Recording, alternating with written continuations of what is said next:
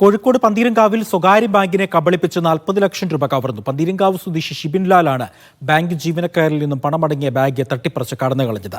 സ്വകാര്യ സ്ഥാപനത്തിൽ പണയം വെച്ച സ്വർണം ഇസാഫ് ബാങ്കിലേക്ക് മാറ്റിവെക്കാനാണെന്ന് പറഞ്ഞ് വിശ്വസിപ്പിച്ചായിരുന്നു കവർച്ച. കവർച്ച നടത്തിയ കഥ ഇങ്ങനെ. പന്തീരങ്കാവിലെ സ്വകാര്യ പണമിടപാട് സ്ഥാപനമായ അക്ഷയയിൽ 38 ലക്ഷം രൂപയ്ക്ക് സ്വർണം പണയം വെച്ചിട്ടുണ്ടെന്നും ഈ സ്വർണമെടുത്ത് ഇസാഫ് ബാങ്കിൽ മാറ്റിവെക്കാമെന്നു പറഞ്ഞ് ഷിബിൻലാൽ ഇസാഫ് ബാങ്കിനെ സമീപിച്ചു.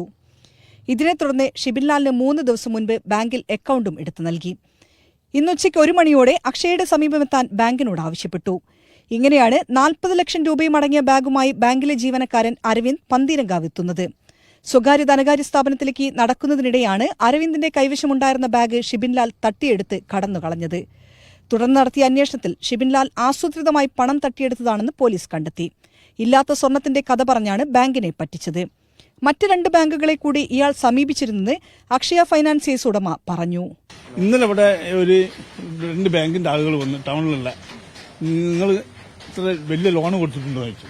ഞങ്ങൾ ലോൺ കൊടുത്തിട്ടില്ല, ഞങ്ങൾ വലിയ ലോണും കൊടുക്കില്ല, ഞങ്ങൾ ഒരാൾക്ക് 1.5 ലക്ഷം റുപ്യ കൊടുക്കുള്ളൂ. അപ്പോൾ ഇത് നിങ്ങൾ കാർഡാണോ എന്ന് വെച്ചു. അത് വ്യാജമായിട്ട് ഉണ്ടാക്കിയതായിരിക്കും, ഞങ്ങൾ കൊടുത്തിട്ടില്ല. എഴുത്തൊന്നും ഞങ്ങളേതല്ല, ഞങ്ങളെ അമ്പളവും ഇല്ല കാർഡിന്റെ മേലെന്ന്. അതിപ്പോ ഇടപാടൊന്നുമില്ല, 4 വർഷം മുമ്പുള്ള ഇടപാടുള്ളൂ. കറുത്ത സ്കൂട്ടറിൽ കറുത്ത ടീഷർട്ടിന് മുകളിൽ മഞ്ഞ റെയിൻകോട്ടുമിട്ട് കടന്നുകളഞ്ഞ ഷിബിൻലാലിനായുള്ള അന്വേഷണത്തിലാണ് പോലീസ്. മീഡിയ 1 കോഴിക്കോട്.